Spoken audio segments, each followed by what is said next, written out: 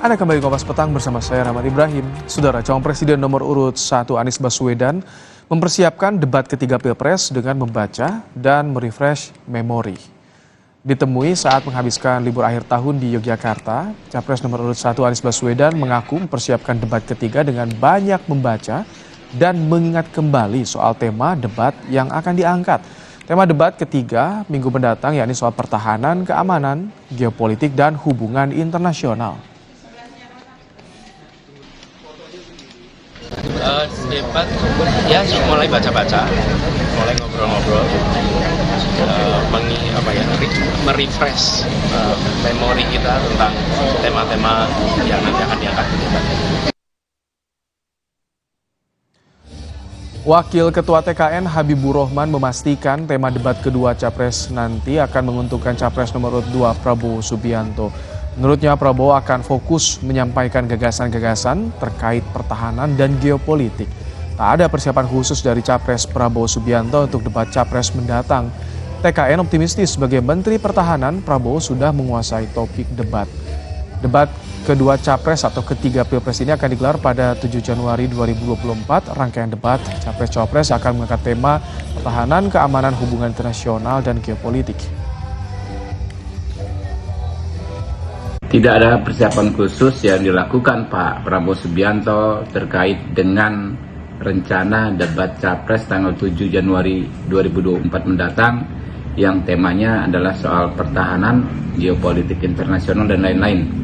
Pada debat besok juga Pak Prabowo akan konsentrasi meyakinkan rakyat ya bahwa saat ini Indonesia membutuhkan pemimpin yang berani memperjuangkan kepentingan bangsa dan negara di kancah internasional, dan keberanian itu harus didasarkan pada pengalaman dan pemahaman ya, masalah.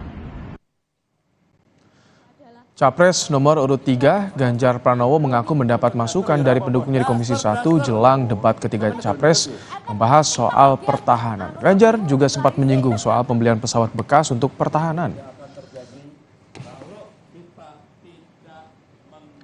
Enggak, kita bertemu dengan tim terus-menerus, jadi banyak sekali masukan dari Komisi 1, ada problem pertahanan, ya, ada problem alutsista, ada problem organisasi dunia yang kita ikuti, mungkin ASEAN, PBB, terus kemudian kita di G20, G7 gitu ya.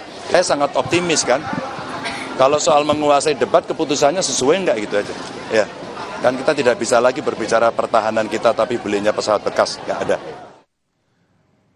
Kami tampilkan saudara gambaran bagaimana visi yang disampaikan para paslon dalam fokus di pertahanan. Pasangan Anies Muhaimin saudara memperkuat sistem pertahanan dan keamanan negara serta meningkatkan peran dan kepemimpinan Indonesia dalam kancah politik global untuk mewujudkan kepentingan nasional dan juga perdamaian dunia. Kita akan lihat pasangan nomor urut 2 Prabowo Gibran soal pertahanan, memantapkan sistem pertahanan keamanan negara dan mendorong kemandirian bangsa melalui swasembada pangan, energi, air, ekonomi kreatif, ekonomi hijau, dan ekonomi biru. Kemudian kita lihat pasangan nomor urut 3 Ganjar Mahfud.